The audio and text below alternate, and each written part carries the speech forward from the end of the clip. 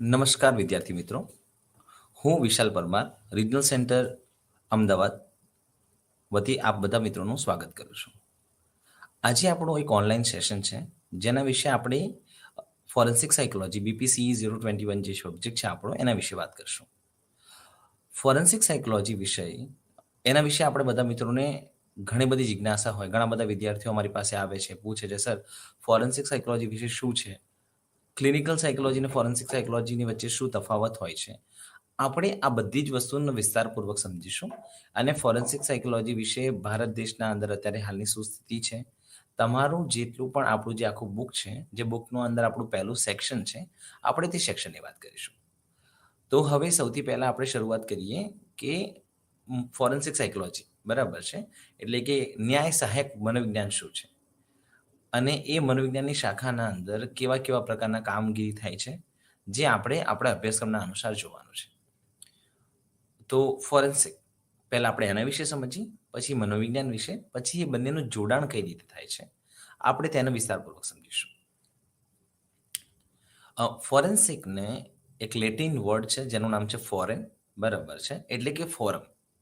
કે કોઈ પણ ફોરમ હોય, કોઈ પણ એક જગ્યા હોય જ્યાં 10 લોકો ઊભા છે, જ્યાં તમે કંઈ પણ વસ્તુને તમારે સાબિત કરવાની છે, એમાંથી સાચું શું છે, ખોટું શું છે, તમારે એને દર્શાવવાનું છે, તો એ શબ્દને આપણે ફોરેન્સિક કહીએ છીએ. ફોરેન્સિકને બીજી ભાષામાં આપણે કહીએ કે ફોરેન્સિક સાયન્સ, બરાબર છે, એટલે ન્યાય સહાયક વિજ્ઞાન. વિજ્ઞાનની ઘણી બધી અલગ અલગ બ્રાન્ચો છે. આપણે શું કરીએ છીએ, એ બધા જ વિજ્ઞાનના જેટલા અલગ અલગ આપણી પાસે સિદ્ધાંતો છે, તે સિદ્ધાંતોનો ઉપયોગ કરીએ છીએ અને એ સિદ્ધાંતોનો ઉપયોગ કર્યા પછી આપણે જે તે જે વિષય છે, એ વિષયને વધારે વ્યવસ્થિત રીતે સમજીને કોઈ પણ એક ગુનો થયો હોય એ ગુનાને સોલ્વ કરવા માટે, એટલે ગુનાનાથી સાચો જે ગુનેગાર છે એને શોધવા માટે પ્રયત્ન કરીએ છીએ. તમને જે રીતે ખબર છે કે આજના જમાનામાં સાયબર ક્રાઇમ બધું વધી રહ્યું છે, એટલે કે ઓનલાઈન સ્પેસના અંદર લોકોની સાથે સાયબર ફ્રોડ થઈ રહ્યા છે. એના અંદર શું થાય છે મેઇનલી કે તમે કોઈ પણ ઇન્ટરનેટની યુઝ કરતા હોય ત્યાં ઇન્ટરનેટ ઉપર અમે એને આપણે અંગ્રેજીમાં ફિશિંગ કહીએ, કે તમારા જેવા અલગ અલગ વિદ્યાર્થી મિત્રો હોય, એ લોકોને એક લિંક મોકલે, તમે એ લિંકને ક્લિક કરો તો તમારા એકાઉન્ટમાંથી પૈસા ડિલીટ થઈ જાય, અથવા તમારી જે પર્સનલ ઇન્ફોર્મેશન છે એ ઇન્ફોર્મેશન એ લોકો પાસે પહોંચી જાય. એના પછી એ લોકો તમને બ્લેકમેલ કરે અને તમારી પાસેથી પૈસાની ડિમાન્ડ કરે. હવે આ વ્યક્તિ કોણ છે જેના કારણે તમારે કે મારા જેવા સામાન્ય લોકોને આ બધી વસ્તુ સફર કરવી પડે છે? આપણે એ વસ્તુને શોધવા માટે શું કરીએ છીએ કે જે લોકો આપણા સાયબર સિક્યુરિટીના એક્સપર્ટ્સ છે, જે લોકો આ વિષયને વધારે વ્યવસ્થિત રીતે, વધારે સારી રીતે સમજે છે, આપણે એ લોકોની મદદ લઈશું. જે લોકો આ વિષયના તજજ્ઞ છે, જે વિષયના આપણા નિષ્ણાત છે, એ લોકો આવા વિષયના અંદર જે પણ આવા ગુના થાય છે, એ ગુના થવાનું કારણ શું છે એ આપણને શોધી આપશે. અને ગુનેગાર વ્યક્તિ કોણ છે, કયા કમ્પ્યુટરથી આ વસ્તુ ઓપરેટ થઈ હતી, કયા મોબાઈલ ફોનથી આ વસ્તુ ઓપરેટ થઈ હતી, તમારા ખાતામાંથી જે પણ પૈસા ડિડક્ટ થયા છે, કોના ખાતામાં ગયા છે, આપણને આ બધું સમજાવવા માટે એ લોકો મદદ કરે છે. એવી જ રીતે આપણે અહીંયા બીજું જોવાનું છે કે એવા બીજા બધા વિષય પણ હોય. ઇન્સ્યોરન્સ કંપનીઝની પાસે ઘણા બધા લોકો પોતાનો ઇન્સ્યોરન્સ લેતા હોય, એટલે વીમો લેતા હોય. એ વીમાના અંદર આપણે શું કરીએ છીએ કે મારી કોઈ એક પ્રોપર્ટી છે, મારી કોઈ એક ઓફિસ છે, ધારો કે મારું એક હોસ્પિટલ છે, તો એ હોસ્પિટલના અંદર હું શું કરું છું કે મારો હોસ્પિટલનો વીમો લઉં છું કે કાલે ઉઠીને કોઈ પણ એવી અણબનાવ સર્જાઈ જાય, કોઈ કુદરતી હોનારત થઈ જાય, અથવા કોઈ એક્સિડન્ટ થઈ જાય, અથવા કોઈ આગ લાગી જાય, જેના કારણે કોઈ પણ જાતનું નુકસાન મારી હોસ્પિટલને થશે, તો એ હોસ્પિટલના નુકસાનના બદલે મને જે વળતર છે એ વીમાવાળી કંપની આપશે, કારણ કે હું એનો વીમો ઉતરાવું છું. તો ઘણી બધી વખતે કેવું થતું હોય કે ઘણા બધા લોકો આ વીમાના પૈસાને લેવા માટે ખરેખર કુદરતી હોનારત ના સર્જાઈ હોય, આગ ના લાગી હોય, તો પણ કૃત્રિમ રીતે જાતે આગ લગાવીને પોતાની આખી પ્રોપર્ટી જે છે એને બાળી દે છે અને આવી બધી વીમા કંપનીઓ પાસેથી ફ્રોડ કરીને પૈસા લે છે. અહીંયા આપણે શું કરીએ છીએ, અહીંયા આપણે કેમિસ્ટ્રીના, બરાબર છે, કે રસાયણશાસ્ત્રના અલગ અલગ નીતિ નિયમોનો યુઝ કરીને, અલગ અલગ સિદ્ધાંતોને યુઝ કરીને ચેક કરીએ છીએ કે કયા રસાયણના મિશ્રણના કારણે અહીંયા આગ લાગી હતી. એવી જ રીતે અહીંયા આપણે શું કરવાનું છે કે મનોવિજ્ઞાન વિષય છે, જેના અંદર આપણે માનવીના વર્તનને વધારે વ્યવસ્થિત રીતે સમજવા માટે પ્રયત્નો કરીએ છીએ. આપણી પાસે અલગ અલગ સિદ્ધાંતો છે જેનાથી આપણે સમજી શકીએ છીએ કે મનુષ્ય આવા પ્રકારનું વર્તન કેમ કરે છે. મનુષ્યના આવા પ્રકારના વર્તન કરવા પાછળના કારણોને સમજીએ છીએ અને મનુષ્યના વર્તનને આપણે કઈ રીતે સુધારી શકીએ. મતલબ કે ખોટું હોય તો જ સુધારવાની વાત નથી. અહીંયા જે પણ માણસની પાસે કોઈ પણ પ્રકારનું જ્ઞાન ના હોય, એ માણસને આપણે કોઈ પણ વસ્તુ કઈ રીતે શીખવાડી શકીએ, એ વસ્તુને પણ આપણે અહીંયા શીખીશું. આ બધી જ વસ્તુનો જે એક સમુચ્ચય છે, આ બધી જ વસ્તુનો જે સરવાળો છે, એ મનોવિજ્ઞાન છે. કે માનવીના વર્તનને સમજવાનું, માનવીના વર્તનના પાછળના કારણોને સમજવાનું, આ બધું જ આપણે અહીંયા કરીએ છીએ. અહીંયા ફોરેન્સિક સાયકોલોજીના અંદર એટલે કે ન્યાય સહાયક મનોવિજ્ઞાન વિષયના અંદર આપણે શું કરીએ છીએ? આવા અલગ-અલગ આપણા મનોવિજ્ઞાનના જે સિદ્ધાંતો છે, એ સિદ્ધાંતોને વધારે વ્યવસ્થિત રીતે સમજીને, એ સિદ્ધાંતોના આધારે આપણે જેટલા પણ ગુના થયા છે, એ ગુનાને શોધવા માટેનો પ્રયત્ન કરીએ છીએ. મતલબ એ ગુના કરવા પાછળનો ગુનેગાર માણસ કોણ છે, આપણે એને શોધવા માટેનો પ્રયત્ન કરીએ છીએ. એટલે આને આપણે એક એપ્લાઇડ વિષય કહેવાય કે મનોવિજ્ઞાન વિષયનો એપ્લાય કરીને આપણે બીજા વિષયના અંદર મતલબ કે આપણા જે ગુનાવાળું જે સેક્શન છે, જેના અંદર આપણો ગુનો થઈ રહ્યો છે, કાયદાને આપણે વધારે વ્યવસ્થિત રીતે પ્રસ્થાપિત કઈ રીતે કરી શકીએ, તેના માટેનો જે વિષય છે, એ છે ફોરેન્સિક સાયકોલોજી એટલે કે ન્યાય સહાયક મનોવિજ્ઞાન. ફોરેન્સિક સાયકોલોજીના અંદર આપણે ખાસ વસ્તુ શું જોવાની છે કે આપણી પાસે ઓલરેડી મનોવિજ્ઞાનના જે સિદ્ધાંતો છે, આપણે આ મનોવિજ્ઞાનના સિદ્ધાંતો જે છે, એનો ગુનાના શોધખોળમાં ગુનેગાર ખરેખર કોણ છે, તેને સમજવા માટે પ્રયત્ન કરીએ છીએ. હવે આના અંદર આપણે જો એને વધારે વ્યવસ્થિત રીતે સમજવું હોય, તો ફોરેન્સિક સાયકોલોજીના અંદર કયા-કયા પાર્ટ છે, આપણું કામ કયું-કયું છે અને લોકો જે રીતે વાત કરતા હોય કે ચિકિત્સા મનોવિજ્ઞાન એટલે કે ક્લિનિકલ સાયકોલોજી, એના કરતે ફોરેન્સિક સાયકોલોજી કઈ રીતે અલગ છે, આપણે એને શોધીશું. આની શરૂઆતના અંદર તમે જુઓ, તો ચિકિત્સા મનોવિજ્ઞાન વિષય અને ફોરેન્સિક સાયકોલોજી એટલે કે ક્લિનિક મતલબ કે ન્યાય સહાયક મનોવિજ્ઞાન આ બંને અલગ છે. આ વધારે સરળતાથી સમજાય એટલે આપણે હંમેશા હવે ન્યાય સહાયક મનોવિજ્ઞાન વિશેની જ્યાં પણ વાત કરીએ છીએ, તેને આપણે કહીશું ફોરેન્સિક સાયકોલોજી અને જે ચિકિત્સાત્મક મનોવિજ્ઞાન છે, એને ક્લિનિકલ સાયકોલોજી તરીકે સંબોધીશું. તો તમે લોકો આ બંને વચ્ચેનો જે ભેદ છે એને સમજી શકો. ચિકિત્સા મનોવિજ્ઞાન એટલે કે ક્લિનિકલ સાયકોલોજીમાં આપણે શું કરીએ છીએ? આપણે કોઈ પણ એક માણસ છે, જેને કોઈ પણ એક સમસ્યા છે. આ સમસ્યાઓ આવેગિક અથવા માનસિક સમસ્યાઓ હોય છે. તો આ જેટલી પણ બાળકની કે માણસની માનસિક સમસ્યાઓ છે, એ સમસ્યાને સમજવા માટે આપણે પ્રયત્ન કરીએ છીએ. એ સમજીને એ વ્યક્તિ કે માણસને એ બીમારી જે હોય અથવા તો એ જે પણ માનસિક કે શારીરિક સમસ્યાઓનો સામનો કરી રહ્યો છે, એ સમસ્યાના સામના મતલબ એ સમસ્યાનો સામનો કઈ રીતે વધારે વ્યવસ્થિત રીતે કરી શકે અને એના જે રોગના જે લક્ષણો છે, એ લક્ષણોનો વધારે વ્યવસ્થિત રીતે સમજીને એ વ્યક્તિને કયો રોગ છે અને એ રોગનું નિદાન કર્યા પછી એની સારવાર કઈ રીતે આપવાની, એ કાર્ય જે છે, એ ક્લિનિકલ સાયકોલોજી એટલે કે ચિકિત્સા મનોવિજ્ઞાનમાં હોય છે. એની સામે ફોરેન્સિક સાયકોલોજીના અંદર કેવું હોય છે, સરકારની કોઈ પણ એક શાખા હોય છે, જે શાખા કોઈ પણ ગુનાનું તપાસનું કામ કરતી હોય. બરાબર છે. એની સાથે આપણો જે દેશ છે, એનું આપણું જેટલું પણ એક ન્યાયનું સ્ટ્રક્ચર છે, જેટલું પણ આપણું ન્યાયનું મિકેનિઝમ છે, કે જે આપણું જ્યુડિશરી સિસ્ટમ છે, જે આપણને લોકોને ન્યાય અપાવવા માટે મદદ કરે છે. એ લોકોની સાથે આવી તપાસની એજન્સી છે, જે લોકો ગુનાની તપાસ કરતા હોય, એવા લોકો ફોરેન્સિક સાયકોલોજીના જેટલા પણ નિષ્ણાતો હોય છે, એમની પાસે જાય છે અને જેટલા પણ લોકો પર એમનો શક છે કે આટલા-આટલા લોકો આ ગુનાના અંદર સંડોવાયેલા હોઈ શકે છે, પરંતુ એમની સામે એમની પાસે ક્યારેય એવિડન્સ હોતા નથી. એટલે કે કોઈ પણ યોગ્ય પુરાવા ના હોવાના કારણે તે પુરવાર નથી કરી શકતા અથવા તે લોકો પુરાવાની શોધમાં હોય છે. તેના માટે એમને લોકોને મળવા આવે છે અને ફોરેન્સિક સાયકોલોજી વિશેના જે પણ નિષ્ણાંત હોય, એમની મદદ લે છે. અને ફોરેન્સિક સાયકોલોજીના જે નિષ્ણાંત હોય, એ આવા જેટલા પણ લોકો હોય, જેને આપણે શકમંદ કહીએ ગુજરાતીમાં, અંગ્રેજીમાં એને સસ્પેક્ટ કહેવાય, કે જેણે ગુનો કર્યો હશે એવું ડાઉટ એવો જે કોઈ પણ એક પ્રકારનો જે આશંકા જે છે, એ આવી તપાસની એજન્સી પાસે રહેલી હોય અને તપાસની એજન્સીએ એ આશંકાના આધારે એ વ્યક્તિને આવા શકમંદ તરીકે આઈડેન્ટિફાઈ કર્યા હોય, શોધ્યા હોય. હવે તે વ્યક્તિનું આવા ગુનાઓના અંદર કેટલા પ્રકારના અંદર ઇન્વોલ્વમેન્ટ રહેલું છે. મતલબ કે એણે ગુનો કર્યો છે, કે એણે ગુનો બીજા પાસે કરાયો છે, કોઈને પૈસા આપીને ગુનો કર્યો છે, કોઈના પાસેથી આને ફક્ત પૈસા લઈને ગુનો કર્યો છે, કોઈની પાસેથી કોઈ ચોક્કસ પ્રકારના હેતુને સિદ્ધ કરવા માટે આ ગુનો કર્યો છે કે નહીં. આ બધી બાબતો જે છે, એ બધી બાબતોનો આપણે શોધખોળ કરીએ છીએ અને ગુનાની સાથે એમનું સંયોજન કઈ રીતે છે, કે કઈ રીતે એ લોકો ગુના સાથે જોડાયેલા છે, તેને સમજવા માટે આપણે પ્રયત્ન કરીએ છીએ.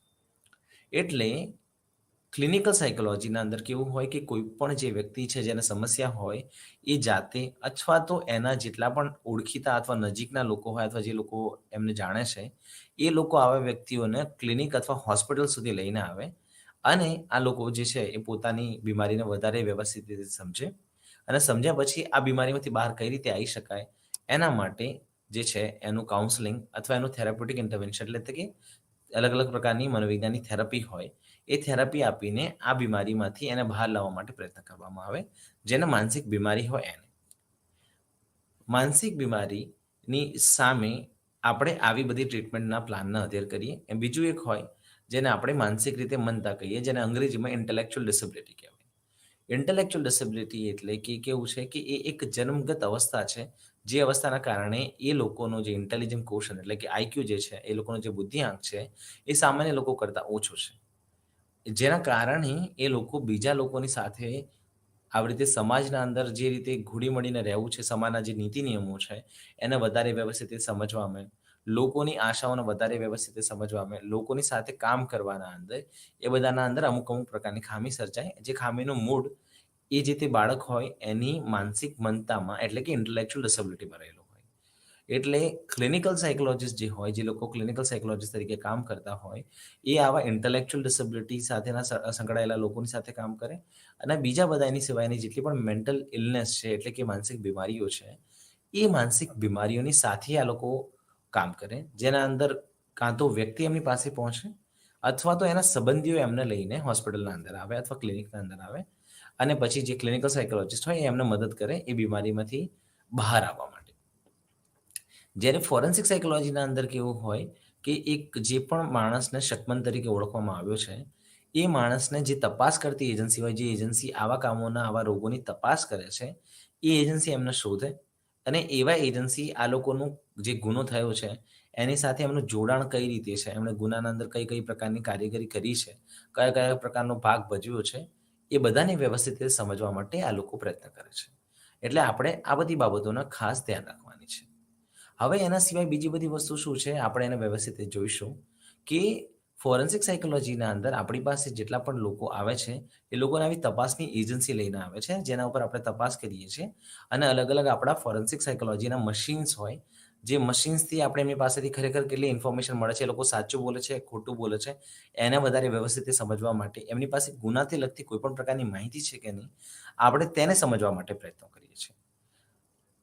ફોરેન્સિક સાયકોલોજી ફક્ત મશીન સાથે એસોસિએટેડ નથી. મશીનના સિવાય પણ આપણે જે તે વ્યક્તિ જે ગુનાની સાથે સંયોજેલા હોય, એ લોકો ખરેખર ગુના સાથે એસોસિએટેડ છે, એની સાથે એમનું કેટલું જોડાણ છે. આપણે એને વ્યવસ્થિત રીતે સમજવા માટે શું કરીએ છીએ? આપણને એક વસ્તુને ખાસ યાદ રાખવાની છે કે આપણે એવા લોકોની સાથે વાતચીત કરીએ છીએ. વાતચીત કર્યા પછી એ લોકો સાથે સાયુજ્ય સ્થાપીએ છીએ અને જોઈએ છીએ કે આ લોકોનું ગુનાની સાથે કેટલા પ્રકારનું જોડાણ છે. જ્યારે ગુનો થયો હતો એ સમયે આવા લોકો ક્યાં હતા? ગુનાના વિશે આ લોકોની પાસે માહિતી છે કે નહીં? ગુનો થયા પછી જ્યારે પોલીસે આવા લોકોને પકડ્યા, ત્યારે આ લોકોનું રિએક્શન આવી પરિસ્થિતિ સામે કેવી રીતે હતું? આ બધાનું આપણે આમની સામે એકદમ વ્યવસ્થિત રીતે ડિટેલના અંદર અભ્યાસ કરીએ છીએ અને આ જે પણ અભ્યાસ છે, એ અભ્યાસને આપણે વધારે વ્યવસ્થિત રીતે સમજવા માટે પ્રયત્ન કરીએ છીએ. આ બધી જે બાબતો છે, એ બધી બાબતોનો આપણે અભ્યાસ કરીએ છીએ. એટલે ફોરેન્સિક સાયકોલોજીના અંદર કોઈ વ્યક્તિ સામેથી આપણી પાસે ના આવે. જે પણ કોઈ પણ તપાસની જે એજન્સી હશે, જે લોકો આવા ગુનાઓની તપાસ કરતા હશે, એવી તપાસની એજન્સી ફોરેન્સિક સાયકોલોજીસ્ટની પાસે ફોરેન્સિક સાયન્સ લેબના અંદર આવા લોકોને લઈને આવે અને આવા લોકોની સાથે ફોરેન્સિક ઇન્વેસ્ટિગેશન જે છે એની શરૂઆત થાય. હવે ભારત દેશના અંદર ફોરેન્સિક સાયકોલોજીનું શું સ્ટ્રક્ચર છે? બીજા બધા દેશોના અંદર અને ભારતના અંદર શું અલગ-અલગ તફાવત હોય છે? એ આપણે જોવાનું છે. એની સાથે-સાથે આપણે શું જોઈશું કે ફોરેન્સિક સાયકોલોજી જે વિષય છે, એના અંદર સાથે જોડાયેલા લોકો કઈ રીતે આવા ગુનાઓની તપાસ કરવાનું કામ કરતા હોય. ભારત દેશના અંદર એક ડિવિઝન હોય જેનું નામ છે directorate of forensic sciences, DFSS, જે ફોરેન્સિક સાયન્સને લગતી બધી જ કાર્યગરી જે છે, બધા જે કામ છે, એ બધા જ કામોને આવા દેશોના અંદર એ લોકો ભારત દેશના અંદર એ લોકો એને રેગ્યુલેટ કરે, કંટ્રોલ કરે. એમની પાસે 2 જાતના ફોરેન્સિક સાયન્સ લેબ હોય. જે પણ રાજ્ય સરકાર હોય, એ રાજ્ય સરકારનું એક ફોરેન્સિક સાયન્સ લેબનું અલગ ડિવિઝન હોય. એના સિવાય બીજું એક ડિવિઝન હોય જેને આપણે CFSL કહીએ, જેને આપણે સેન્ટ્રલ ફોરેન્સિક સાયન્સ લેબ કહીએ. ફોરેન્સિક સાયન્સ લેબ જે હોય, એ એક રાજ્યમાં હોય અને એનું એક રાજ્યનું એક મેઇન હેડક્વાર્ટર્સ હોય, જે મેઇન હેડ ઓફિસ હોય, જેને આપણે કહીએ DFS એટલે ડાયરેક્ટરેટ ઓફ ફોરેન્સિક સાયન્સીસ. જે મેઇન શાખા હોય, જે આખા રાજ્યના બધા જ FSLsને કંટ્રોલ કરતું હોય. એના સિવાય અલગ-અલગ શહેર દીઠ એક-એક ફોરેન્સિક સાયન્સ લેબ હોય. ધારો કે ફોરેન્સિક સાયન્સ લેબ અમદાવાદ. એવી રીતે બધા જ રાજ્યની ધારો કે ફોરેન્સિક સાયન્સ લેબ જે છે સુરત, એવી રીતે આ બધા જ એફએસએલનું એક હેડક્વાર્ટર્સ હોય જેને કહેવાય ડીએફએસ, જે છે ડાયરેક્ટરેટ ઓફ ફોરેન્સિક સાયન્સ, જે છે ડીએફએસ ગાંધીનગર. આના સિવાય અલગ અલગ સેન્ટ્રલ ફોરેન્સિક સાયન્સ લેબ પણ હોય, જે લોકો સેન્ટ્રલ ગવર્મેન્ટ જે છે એના રૂલિંગ સાથે એમની સાથે કારીગરી કરે. ફોરેન્સિક સાયન્સ લેબના અંદર અલગ અલગ વિજ્ઞાન સાથે જોડાયેલા વિષયોના અલગ અલગ વિભાગો હોય. એમાંથી એક વિભાગ છે જેનું નામ છે ફોરેન્સિક સાયકોલોજી ડિવિઝન, જેના અંદર ફોરેન્સિક સાયકોલોજીસ્ટ કામ કરતા હોય. હવે ફોરેન્સિક સાયકોલોજીસ્ટ કોઈ પણ ફોરેન્સિક સાયન્સ લેબ છે એના અંદર આવા જેટલા પણ ગુના થયા છે, જે કેસ રજીસ્ટર થયા હોય, જે એમની પાસે આવ્યા હોય, એવા ગુનાઓની સાથે શોધખોળનું કામ કરે.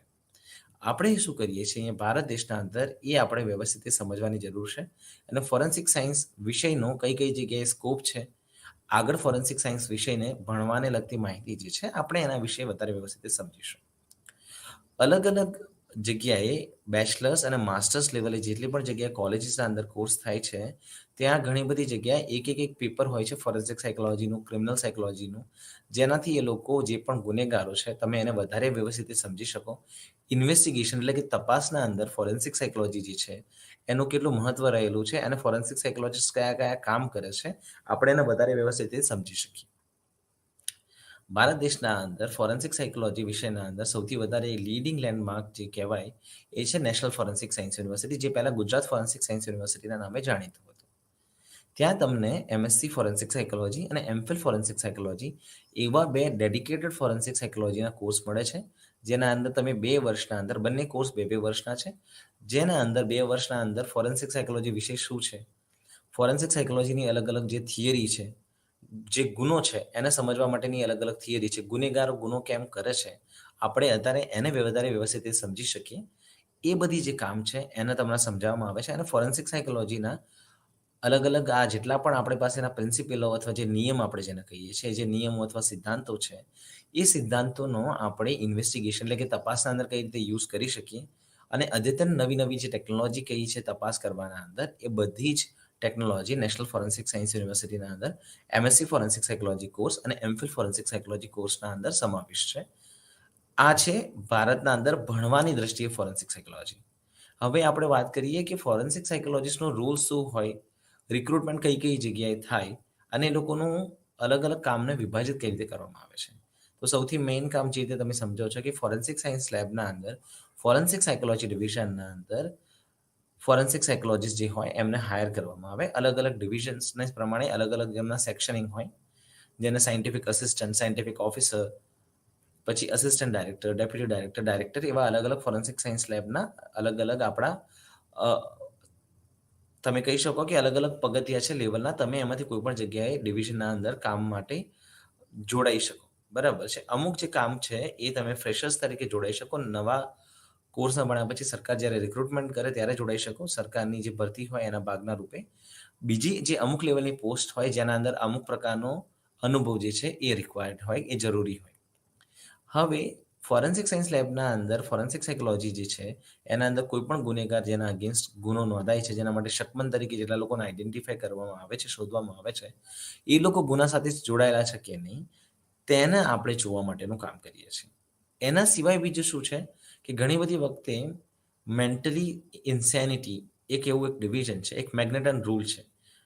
આપણા ભારતના બંધારણના ઇન્ડિયન પિનલ કોડની 84 જે સેક્શન છે એના પ્રમાણે શું છે કે જે પણ માણસની પાસે જો માણસને કોઈ પ્રકારની માનસિક બીમારી હોય, અથવા કોઈ પણ માણસ કોઈ પણ પ્રકારની માનસિક મંદતા એટલે કે ઇન્ટેલેક્ચ્યુઅલ ડિસેબિલિટીથી પીડાતો હોય અને એના કારણે એ માણસ પોતાનું જે વર્તન કરી રહ્યો છે, એ વર્તન કયા પ્રકારનું છે, એના વર્તનથી બીજા કયા પ્રકારના લોકોને નુકસાન થઈ રહ્યું છે, અને આ વર્તન કરવા પછી એને કેટલા લીગલ કોમ્પ્લિકેશન્સ થશે, એટલે કે કાયદાકીય રીતે એને કઈ પરિસ્થિતિમાંથી પસાર થવું પડશે. આ બધાથી જેટલા પણ મેન્ટલ રિટાર્ડેશન વાળા લોકો હોય, બરાબર છે, સોરી, આપણે એને અત્યારે ઇન્ટેલેક્ચ્યુઅલ ડિસેબિલિટીના નામે ઓળખીએ છીએ, અને જે પણ માનસિક બીમારીઓ જે છે એમાંથી પીડાતા લોકોને અમુક તીવ્રતાએ જયા પછી આ બધી વસ્તુઓને એ લોકો ડિફરન્શિએટ નથી કરી શકતા, ઓળખીને એમાંથી ભેદ નથી કરી શકતા. આ જે મેઇન કામ છે એ મેઇન કામને આપણે સમજવાનું છે. એના આપણે આપણા ભારતની બંધારણની આઈપીસીની 84મી કલમ પ્રમાણે આપણે ઇન્સેનિટી ડિફેન્સ કહીએ છીએ. મતલબ કે તમારી પાસે એટલી બૌદ્ધિક ક્ષમતા નથી કે તમે જે પણ કામ કરી રહ્યા છો એ કામ જે છે એનાથી સામેવાળા વ્યક્તિને કેટલું નુકસાન થઈ રહ્યું છે અને એ કાર્ય કર્યા પછી એ કાર્ય કરવા માટે તમને એ કાર્યને આપણે પનિશેબલ ઓફેન્સ એટલે ગુના તરીકે ઓળખીએ છીએ અને ગુના માટે તમારે એક પનિશમેન્ટ એટલે કે એક સજામાંથી પસાર થવું પડશે. એ તમને ખબર નથી હોતી એ માનસિક બીમારીના કારણે. પરંતુ બધી જ માનસિક બીમારીના અંદર એવી વસ્તુ હોતી નથી. આપણે એને વ્યવસ્થિત રીતે સમજવાનું છે. આપણા યુનિટ 1ના જે મેઇન ફર્સ્ટ બ્લોક છે એનો આ ભાગ છે. તો આની શરૂઆત કઈ રીતે થઈ આપણે એને વધારે વ્યવસ્થિત રીતે સમજીશું. તો જે આપણે આ વસ્તુને ફોલો કરી રહ્યા છે જેને ઇન્સેનિટી ડિફેન્સ કહીએ છીએ એ મેઇન એક રૂલ ઉપરથી એક પ્રિન્સિપલ પરથી ઉતરી આવે છે એક સિદ્ધાંત પરથી ઉતરી આવે છે જેનું નામ છે મેગ્નેટન રૂલ. મેગ્નેટન રૂલ એટલે શું છે એના વિશે હું તમને સમજાવું કે એક માણસ હતો જેનું નામ હતું મેગ્નેટ, જેણે એક પ્રકારની માનસિક બીમારી હતી. એ બીમારીના અંદર એને એવું સતત લાગતું હતું કે ઇંગ્લેન્ડ જે દેશ છે એના પ્રાઇમ મિનિસ્ટર એને મારવા માંગે છે. એના કારણે એ વ્યક્તિ સતત ને સતત ચિંતામાં રહેતો હતો અને એના મનમાં એવા સતત હંમેશા ડાઉટ રહેતા હતા અને એને હંમેશા શંકા રહેતી હતી કે જ્યારે પણ એ કોઈ પણ કામ કરે છે અથવા બહાર ક્યાંય પણ જાય છે તો ઇંગ્લેન્ડના પ્રાઇમ મિનિસ્ટરે એની અગેન્સ્ટ કોઈક ચાલ કરી છે અને ઇંગ્લેન્ડના પ્રાઇમ મિનિસ્ટર એને મારવા માંગે છે. એ ડર જે છે અને એ જે થોટ છે જે વિચાર છે એના મગજમાં એટલો સ્ટ્રોંગ થઈ ગયો કે કોઈ પણ કામ કરે તો બધા જ કામના રેફરન્સમાં એને એવું લાગે કે આનાથી એના જીવના જોખમ છે અને એના જોખમનું મેઇન કારણ કોણ છે? ઇંગ્લેન્ડના પ્રાઇમ મિનિસ્ટર.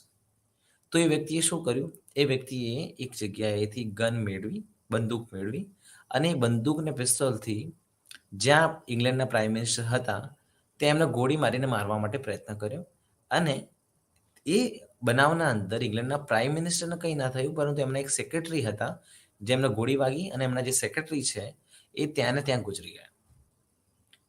હવે આ કેસ જે છે એ મેગ્નેટની સામે નોંધાયો અને ઇંગ્લેન્ડના અંદર જ્યુડિશરી જે સિસ્ટમ છે બરાબર છે એની સામે કેસ ગયો. ત્યારે એ લોકો જ્યુરી પ્રમાણે કામ કરતા હતા. એટલે આપણે હાલ અત્યારે જે રીતે જોઈએ છીએ કે એક જે છે માણસ હોય જેને આપણે જજ કહીએ છીએ જેની પાસે કાયદાનું પૂરતા પ્રકારનું નોલેજ હોય અને એ માણસ આ બધા કેસની સુનાવણી કરે અને કેસને વધારે વ્યવસ્થિત સમજે. એ સમયના અંદર કેવું હતું કે સમાજના અમુક લોકોનો એક આખો સમૂહ હોય જે લોકો બધા જ સમાજના બધા જ પ્રોસ્પેક્ટિવને રજૂ કરે અને એ બધા લોકો પણ આ બધા ડિસિઝનના અંદર ભાગ લે જજની સાથે. આ આખા જે એક પેનલ હોય જેના અંદર બધા જ જેટલા પણ લોકોને એ લોકો ઇમ્પોર્ટન્ટ સમજે છે કે આ લોકોના જે પ્રોસ્પેક્ટિવ હોય આ લોકોના જેટલી પણ બાબતો છે એને ધ્યાનમાં રાખવી જોઈએ જેને એ લોકો અંગ્રેજીમાં જ્યુરી કહે. તો જ્યુરીની સામે મેગ્નેટનનો કેસ આવ્યો અને મેગ્નેટન ને એક જે બીમારી છે જે બીમારીના કારણે શું થયું કે એના જે થોટ્સ છે એ થોટ્સ એના જે પણ વિચારો છે એટલા સ્ટ્રોંગ હતા કે એને એવું સતત લાગી રાખતું હતું કે જે પણ આપણા પ્રાઇમ મિનિસ્ટર છે એ ઇંગ્લેન્ડ દેશના એ મને મારવા માંગે છે એના કારણે મેં મારા પોતાના બચાવ માટે આવું કામ કર્યું નહીં તો જો આજે નહીં તો કાલે એ મને મારી નાખશે. એટલે મને શું થયું કે હું મારી પોતાની જાતને બચાવવા માટે મારી પાસે એક જ ઓપ્શન છે કે હું એ વ્યક્તિને મારી નાખું. પછી આખી જ્યુરી એની તપાસ કરી અને જ્યુરીને ખબર પડી કે આ માણસ મેન્ટલી ફિટ નથી. બરાબર છે કે માનસિક રીતે આ માણસ એકદમ સ્વસ્થ નથી જેના કારણે પોતાનું ડિસિઝન લઈ શકે કે પોતે શું કામ કરી રહ્યો છે અને એના કામની બીજાના ઉપર શું અસર થઈ રહી છે એના વિશે આ માણસ પોતે અત્યારે હાલ માનસિક રીતે નિર્ણય લઈ શકે એવી સ્થિતિમાં નથી. તો એ પ્રથમ વખત એવું એક નોટિસેબલ ઇવેન્ટ બની કે એવી નોટિસેબલ સિચ્યુએશન થઈ કે જ્યારે બીજા બધા લોકોએ આ વસ્તુની સામે એ લોકોની સામે આવ્યું ને બીજા બધા લોકોએ એને નોટિસ કર્યું. એટલે એના કારણે આ જે રૂલ બન્યો એનું નામ છે મેગ્નેટન રૂલ ઓફ ઇન્સેનિટી.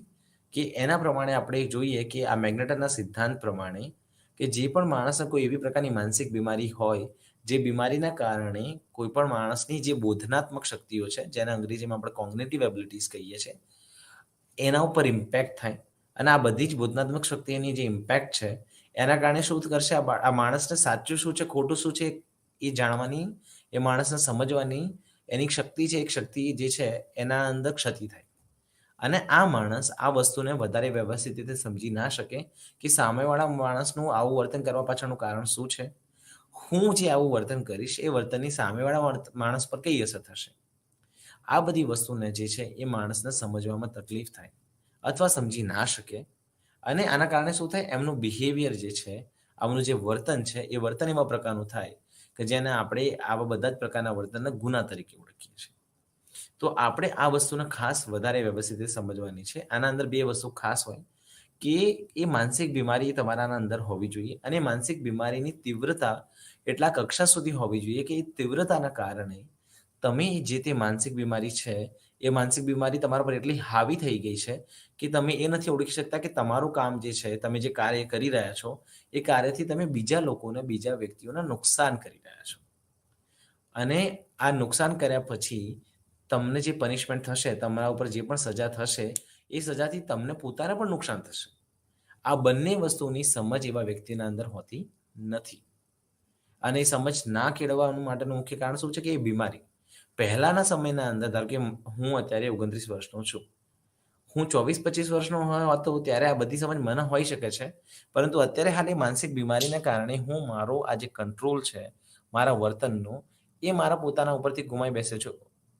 છતાં પણ મારી પાસે આનું જ્ઞાન પહેલા હતું. અમુક વખતે અમુક લોકોના અંદર કેવું હોય, જ્ઞાન હોય, એ માણસને ખબર હોય કે જે પણ કરી રહ્યો છે એ ખોટું છે. પરંતુ એ માણસ પોતાના આ વર્તનને કંટ્રોલ ના કરી શકે. એવું અમુક બીમારીના અંદર પણ થતું હોય. એ બીમારીના કારણે શું થાય કે માણસને ખબર છે કે જે વર્તન કરી રહ્યો છે એ ખોટું છે અને છતાં પણ એ પોતાની બીમારીના કારણે એ વસ્તુ પર કંટ્રોલ નથી કરી શકતો. તો અહીંયા આપણે ખાસ વસ્તુ એક એ જોવાની છે, મેગ્નેટન રૂલ પ્રમાણે શું વસ્તુ છે અને કેમ આપણે આવા લોકોને કાયદાકીય સજા આપવાથી મુક્તિ મળેલી છે, એ આપણે સમજવા માટેની જરૂર છે. હવે કોઈ પણ જે કાયદો છે, એ કાયદો પ્રસ્થાપિત કરવાનું મેઇન કામ શું છે કે સમાજના અંદર સમાજના લોકોના જેટલા પણ મૂલ્યો છે, એ મૂલ્યોની જે છે ઇન્ટિગ્રિટી જળવાઈ રહે. કે સમાજના લોકો, સમાજના જે પણ નીતિ નિયમો છે, એ નીતિ નિયમોનું પાલન કરે. એટલે કાયદો શું કરે? કાયદો આ સમાજના નીતિ નિયમોના પ્રમાણે એક સ્ટ્રક્ચર્ડ લાઈન બનાવે, જેનાથી એ લોકો બધાના વર્તનને નક્કી કરી શકે કે કેવા પ્રકારનું વર્તન સમાજને તમારી પાસેથી જોઈએ છે અને કેવા પ્રકારનું વર્તન સમાજને આપણી પાસેથી નથી જોઈતું. આ બધી જે સમજ છે એ બધા સામાન્ય માણસોને હોય. પરંતુ જેટલા પણ લોકો આવી માનસિક બીમારીથી પીડાય છે, એ લોકોને માનસિક બીમારીના કારણે શું થાય છે? આવા બધા પોતાના જે ડિસિઝન છે, એ બધા લેવાના અંદર એ લોકોને એમાં પ્રોબ્લેમ થાય છે. હવે આપણે એને વ્યવસ્થિત રીતે સમજીએ કે આ લોકોને પનિશમેન્ટ એટલે આ લોકોને સજા કેમ નથી મળતી? એ સમજવાનું આપણું મુખ્ય કામ છે. હવે કોઈ પણ સજા આપવાનું મુખ્ય કામ શું હોય? સજા આપણે શેના માટે આપીએ? કે જેનાથી એ વ્યક્તિને કોઈ પણ ગુનો કરવાથી એક આનંદની અનુભૂતિ થઈ હોય. એક વસ્તુ મળી હોય કે એને ખુશી મળી હોય અથવા તો કંઈક વસ્તુ એને મળવાની હોય. ધારો કે પ્રોપર્ટી માટે જ્યારે કોઈ પણ જાતની જમીન અથવા જાયદાદ માટે 2 ભાઈ લડે છે, તો એ 2 ભાઈનું લડવા પાછળનું કારણ શું છે મુખ્ય? કે 2 ભાઈઓને જમીન અથવા જે પણ જાયદાદ અથવા જે પણ પ્રોપર્ટી એમના માતા-પિતા તરફથી વારસામાં મળી છે, એ જોઈએ છે. હવે 2 માંથી એક ભાઈને એવું છે કે હું મારા બીજા ભાઈને મારી નાખીશ, તો બધી પ્રોપર્ટી મને મળશે. તો અહીંયા એક ભાઈનું બીજા ભાઈનું ખૂન કરવા પાછળનું મુખ્ય કારણ શું છે? કે એને આના અંદર ફાયદો થયો અને એને આના અંદરથી શીખવા શું મળ્યું? કે મને પ્રોપર્ટીનો ફાયદો થયો. ધારો કે મારા પપ્પા પાસે 20 લાખ પ્રોપર્ટી હતી. મારા ભાઈ અને મારા વચ્ચે 10-10 લાખ વેચાવાની હતી. મારા ભાઈનું જો હું મૃત્યુ કરી દઉં, તો એના મૃત્યુ પછી એની પણ 10 લાખ પ્રોપર્ટી મને મળી જશે અને મારી પાસે 20 લાખ રૂપિયા હશે. એમ મને ડબલ બેનિફિટ થશે, ડબલ ફાયદો થશે. હવે આ ગુનો કર્યા પછી મને જે ફાયદો થયો, એ ફાયદા કરતે મને નુકસાન વધારે થવું જોઈએ, એવું આપણા ગુનાનું મતલબ આપણું જે પણ ગુના માટેની જે આપણે પનિશમેન્ટ કે જે સજાને બતાવીએ છીએ, જે સજા આપીએ છીએ, આપણે એને ધ્યાનમાં રાખીએ છીએ કે કોઈ પણ ગુનો કરવાથી માણસને એક પ્રકારનો ફાયદો થાય. એ ફાયદાથી માણસને નુકસાન વધારે થવું જોઈએ, તો જે પનિશમેન્ટ જે છે, જે સજા છે, એ વધારે યોગ્ય છે એવું કહેવાય. તમે કોઈ પણ નાનો ગુનો કરો, એના માટે પણ તમને સેમ સજા મળે. કોઈ મોટો ગુનો કરો, એના માટે પણ જો સરખી સજા મળે, તો પછી એ યોગ્ય ના કહેવાય. જે ગુનાની જેટલી પણ અલગ-અલગ લેવલ છે, જે ગુનો જે પ્રકારે થઈ રહ્યો છે, એ ગુના પાછળનું કારણ સમજવાનું અને ગુનાથી સામેવાળા વ્યક્તિને કેટલું નુકસાન થયું છે, એ નુકસાનના અનુસંધાનમાં આપણે એ માણસને સજા આપવાની હોય. એટલે જો તમે કોઈ પણ પ્રકારની માનસિક બીમારીથી પીડાઓ છો અને માનસિક બીમારી એટલી લેવલે પહોંચી ગઈ છે, જેના કારણે તમે સામેવાળા માણસનું સારું કે ખોટું અથવા આ કામ કરવાથી તમને કેટલું નુકસાન થશે એ ઓળખી નથી શકતા, તો આ જે છે એ એક પ્રકારની તમારી લિમિટેશન છે, તમારી મર્યાદા છે. એ મર્યાદાનું મુખ્ય કારણ શું છે? એ તમારી બીમારી. હવે જો હું તમને સજા કોર્ટમાંથી આપીશ, તો પણ તમને તો ખબર નથી કે તમને સજા શેના માટે મળી, અથવા સજા તમને મળી પણ ગઈ, તમને ખબર પડી ગઈ, પરંતુ ભવિષ્યના અંદર જ્યારે તમે એ સજામાંથી પછી પાછા બહાર આવશો 10 કે 15 વર્ષ, 10 વર્ષ અથવા 14 વર્ષ જેલ કાપીને, એ જેલ કાપ્યા પછી તમે જ્યારે પાછા સોસાયટીમાં આવો છો, તો પાછું તમે સોસાયટીના અંદર એ જ પ્રકારનું કામ કરશો અથવા નહીં કરો એની અમે ગેરંટી ના આપી શકીએ. એના પાછળનું મુખ્ય કારણ શું છે કે એમ સામેવાળા માણસને ખબર જ નથી પડી કે આ ગુનો એ માણસને, વ્યક્તિને કેમ આપવામાં આવ્યો. આ ગુના માટેની માણસને, વ્યક્તિને સજા કેમ આપવામાં આવી હતી. તો આ આપણું મેઇન કામ છે કે માણસને ખબર પડે કે એને જે ગુનો કર્યો છે, એ ગુનાના માટે આપણે જે તે માણસ છે, એ માણસને આપણે સજા આપી છે. એ સજાથી એ માણસને શીખવા મળશે અને એ માણસ એ ગુનો ફરીથી નહીં કરે. જ્યારે તીવ્ર પ્રકારની માનસિક બીમારીથી જે પીડાતા લોકો છે, એ લોકોને પોતાના વર્તનનું પાછળનું કારણ અમુક વખતે ખબર નથી હોતી. તો એના કારણે આ પ્રોબ્લેમ થાય છે અને એનાથી બીજા વ્યક્તિને કઈ રીતે નુકસાન કરી રહ્યો છે એના વિશે પણ એને એનો અંદાજો નથી હોતો. કોઈ વ્યક્તિ છે જે વ્યક્તિને ઇન્ટેલેક્ચ્યુઅલ ડિસેબિલિટી છે, એટલે કે એ બાળકની બુદ્ધિઆંક જે છે એ સામાન્ય લોકો કરતાં ઓછો છે.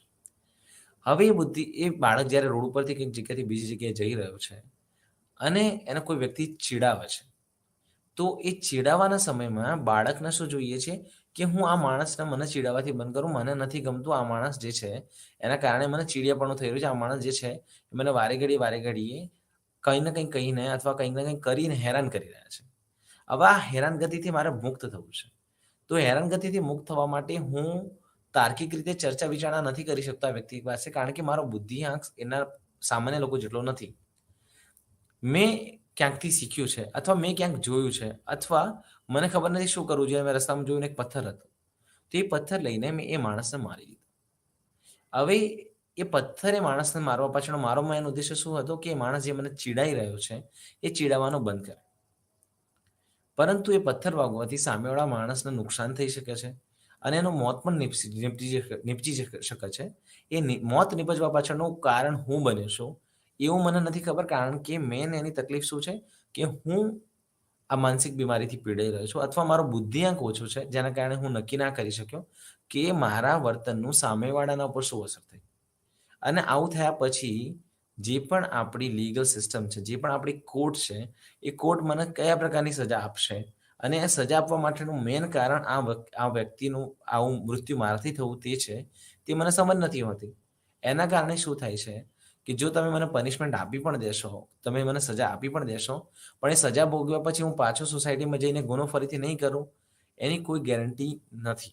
કારણ કે શું છે, કારણ કે મારું વર્તન મારા કંટ્રોલમાં નથી. તો આના કારણે જેટલા પણ લોકોને કોઈ પણ પ્રકારની માનસિક બીમારી હોય અને જેટલા લોકોને કોઈ પણ પ્રકારની ઇન્ટેલેક્ચ્યુઅલ ડિસેબિલિટી, એટલે કે એ લોકોનો બુદ્ધિઆંક સામાન્ય કરતાં ઓછો હોય, જેના કારણે આપણે એમને માનસિક રીતે મંદ વ્યક્તિની કક્ષાઓમાં મૂકી શકીએ, એવા લોકો જો કોઈ પણ પ્રકારનું આવું ગુનાહિત કાર્ય કરે, તો એ લોકોને આપણા કોર્ટના અંદર આ બધામાંથી મુક્તિ મળેલી છે. પરંતુ એનો મતલબ એવો નથી કે બધા જ પ્રકારના માનસિક બીમારીવાળા લોકો જે છે, એ લોકો કોઈ પણ પ્રકારનો ગુનો કરે અને એ લોકોને સમાજ તરફથી મતલબ કે જે આપણી કોર્ટ છે, એ કોર્ટ તરફથી એક પણ પ્રકારની એમને સજા ના મળે, એવું ના હોય. એ બીમારીની કક્ષા, એ બીમારીની સિવિયરિટી, એટલે કે એ બીમારીની તીવ્રતા એટલી હોવી જોઈએ કે એ તીવ્રતાના કારણે એ માણસની આવી બોધનાત્મક, એટલે કે કોગ્નિટિવ અને બિહેવિયરલ, એટલે કે વર્તનિક શક્તિઓ જે છે એના ઉપર ઇમ્પેક્ટ થયો હોય, એટલે કે એના ઉપર એનો કંટ્રોલ જતો રહે અથવા તો એ પોતાના કંટ્રોલમાં બધી વસ્તુને ના રાખી શકે.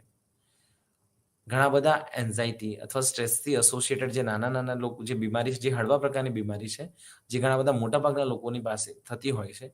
તો જો એ હળવા પ્રકારની તમારી પાસે જે એન્ઝાયટી છે, તો એ એન્ઝાયટીવાળા લોકો કોઈ પણ વ્યક્તિની સાથે આવું કામ કરશે, તો એ લોકોને આ બધા જ ગુનાની સજામાંથી મુક્તિ મળશે એવું ના હોય.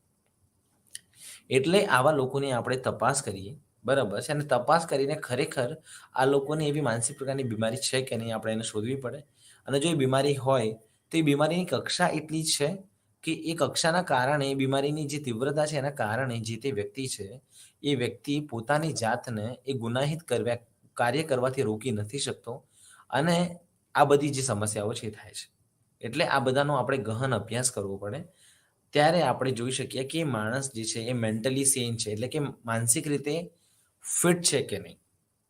એ આ બધી જ વસ્તુ જે છે, જે આપણે ઇન્ડિયન પિનલ કોડ, આપણે જે ભારતનું સંવિધાન છે, એને જે સેક્શન 84ની આપણે વાત કરી, તો આ 84ના અંદર આપણે આ મેગ્નેટન રૂલની વાત કરીએ છીએ કે આ જે સિદ્ધાંત છે મેગ્નેટનનો, એના પ્રમાણે આપણે આટલી બધી વસ્તુને ધ્યાનમાં રાખીએ છીએ.